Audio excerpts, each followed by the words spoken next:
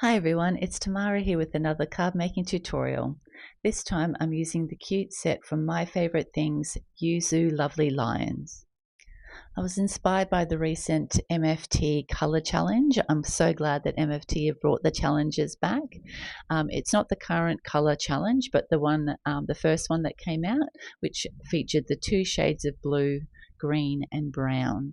And I thought that worked really well with this stamp set. So I'm going to be doing some Copic colouring of the images and then also the love and the hearts, and then a very simple card making tutorial. So I've got my Yuzu Lovely Lions stamp set ready to go. I've also got the inner part of the Gallery Frame #1 die from Hello Bluebird Stamps, and also this striped blue cardstock from Lawn Fawn, which I thought would go great with this colour scheme. The great thing about this card, you get to use some of the scraps that you might have in your stash.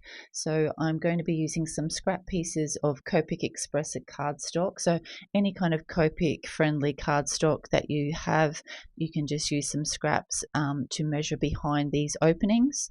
So I'm going to be doing the love word in Copic colors. So that will be in the bottom section of the frame. And then I'm just going to be using one of these squares to stamp the hearts out. So I'm just going to now use my Tonic trimmer to cut these down to size to fit perfectly behind that frame.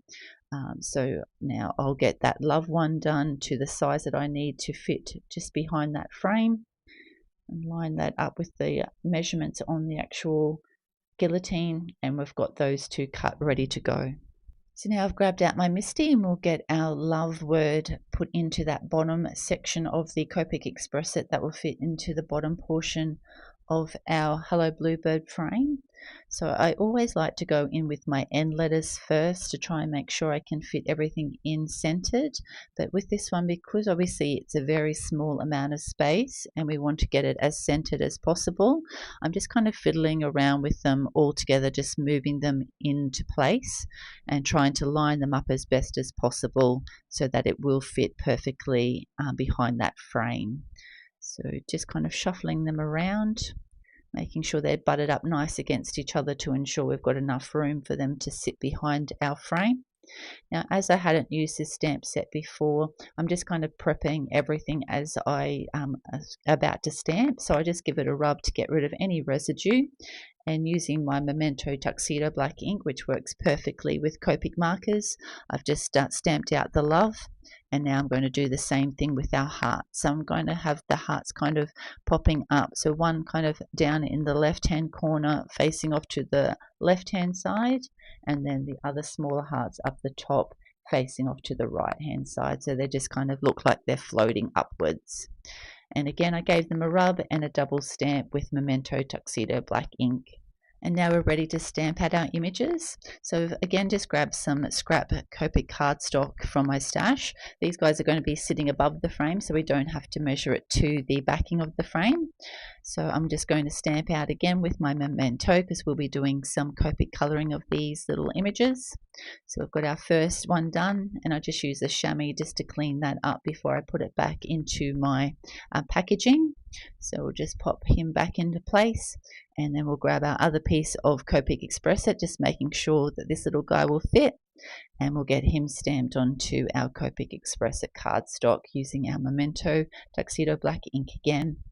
So now we've got all our images ready to go. We'll get started with some colouring. So I'm going to keep the Copic colouring very simple for this card making tutorial. So with the lion's fur, I'm just going to use the brown colour that features in the colour challenge, and do both his like kind of body, face and mane all with the same colours, so that you don't have to kind of swap between the colours.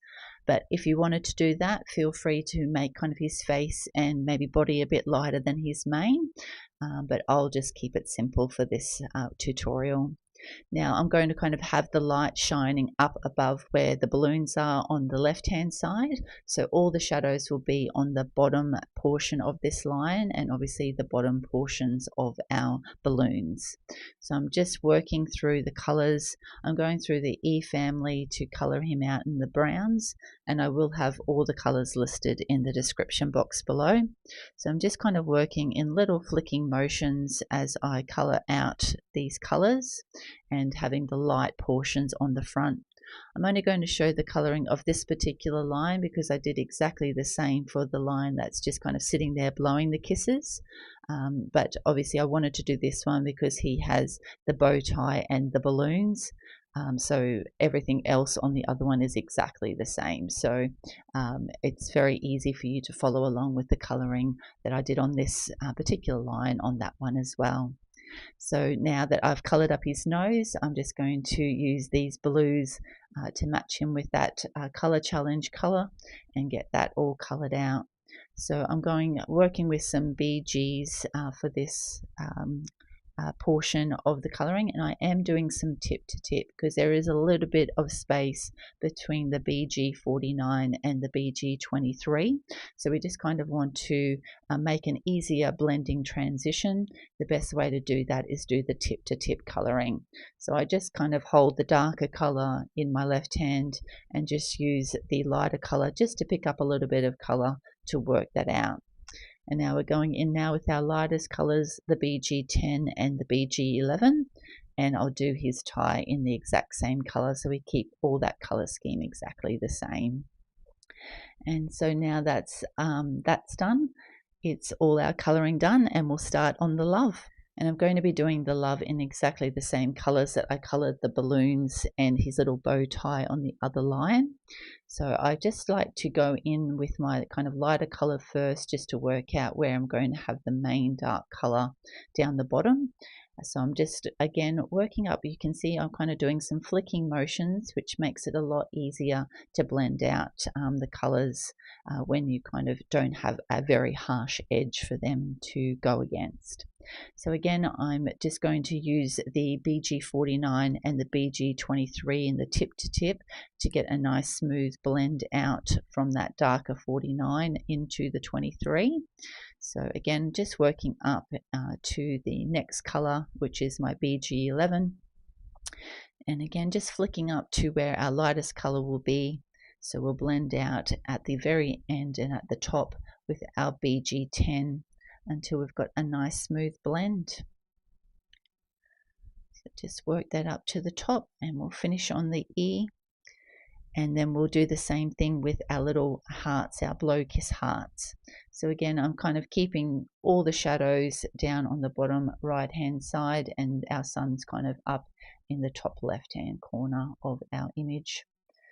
Again, doing the same BGs, working with the tip to tip and then blending out with the BG11 and the BG10. And that's all our colouring done. Now I'll be doing some ink blending for our background panels, and so that will include those little floating hearts and the love. So I've grabbed out my Crafter's Companion masking tape, and I'm just going to stamp out those images onto the masking tape so we can protect those when we're doing our ink blending. So I've grabbed out the love and just going to stamp that out onto that masking paper, cut out a small portion for the hearts. We'll get those hearts stamped on the masking paper. And now we'll just do some fussy cutting to cut those out. So I'm just going to cut those letters apart, which make it easier to fussy cut. So when I fussy cut, I always move the image itself, not the scissors. It makes it a lot easier to go around those images. I will go against the black line as well. You can use the coordinating dies, but obviously that will leave a kind of a white outline around the outside. So it is best to fussy cut when you're doing masking. Now obviously with the O for the love, we just need to cut out that, the circle portion of the O. So I find it easier just to use a craft knife and just go around, but you could use scissors and just cut a small opening and then cut around that inside. So just do whatever works for you. Now that I've fussy cut those out, I'm just going to pop them on our letters, and then we'll do the same thing with our little hearts and just make sure we're lining those up so we've got that black line up against the black line, so that will make sure that you don't leave any white space around your letters or your hearts. So we'll get our hearts attached. So these little ones, it doesn't really matter which one, they're both the same size. So we'll get that lined up and pop our final one on. And now we're ready to do our ink blending. Now we will also be doing some ink blending of the two panels that are going to sit behind where our images will be, but you just need plain white cardstock. You don't need the Copic Express It to do the ink blending for that. Now also I'm just going to run the actual gallery frame number 1 die through my die cutting machine to cut out the frame, ready to go for the front of our card. So we'll just quickly run that through our Spellbinders Platinum. And now we'll just pop those little inner circles out, and then we'll pop that frame out of the actual die cutting frame itself. So for the ink blending, I'll be using Distress Oxides in Twisted Citron and Tumbled Glass. So I'm going to have the green down the bottom looking like it's actually grass down the bottom. And then I'm going to then put the tumbled glass on the top. So I'm just using my Ranger domed sponge applicators to just add a small amount of green, just working up lightly into that white space, and then use the tumbled glass coming down from the top, so the darker color will be at the top, blending into that white space just above where that twisted citron will sit. So I'm just working in circular motions, just kind of darkening it up the top, and then slowly lightening my hand as I get closer to that white space between where the twisted citron sits. So we'll just get our final one done, and we'll set those aside to dry. And in the meantime, I'll just use my kind of baby wipes I like to use to keep my glass mat clean. So that makes sure that we don't kind of transfer any ink onto anything that we don't want it to go onto. Now I'm just going to use my craft pick to pull off our little masking letters and also what we've used for the hearts. Now you can just use those masks and just keep them on your stamp set so you can use them for another project. Just saves you having to stamp out and fussy cut those masks out again. So now we've got all those masks removed, we're just going to add everything so that we can put it behind where our frame is. So I always find it's easier to put it on the actual piece that will be sitting behind the frame. So I've just put a little bit of glue around the edge of where that love is, and I didn't have it sitting in the right space so that you could see all the letters. So I've got that in the correct space now, and I'm just going to do the same with the other little backgrounds. So we'll just put a little bit of glue behind where our little hearts are and just center them into that middle portion of the frame, and make sure that that's lined up and secured at the back. And then we'll do the same to the little two side pieces that are going to sit in the frame. So I do need to actually get some new glue, so I will have to make sure I put that on my to buy list, because these little ones that I'm using isn't enough to really get a good amount of glue on the background. So I did do those off camera. And now they're all secured, we can just put that glue away. So I've grabbed out a stitch rectangle die to cut out the pattern paper, and it's just a little bit bigger than the gallery frame number 1 die, so you can pretty much use anything that you've got in your stash. Now because we've got kind of a lifted sections where we've stuck those pieces of Copic colouring and ink blended panels, I'm going to just pop this front panel with the frame up with a bit of double-sided foam tape. And I have cut and scored a top folding note card, and I will have all the measurements in the description box below. I've just put a bit of glue on the back of our pattern paper which holds our main panel, and I'm just going to line that up so we've got an even white frame all around the outside of our pattern paper, and give that a good press down. And I will just pop that underneath the book to keep it, make sure that it is nice and adhered before I get everything stuck on.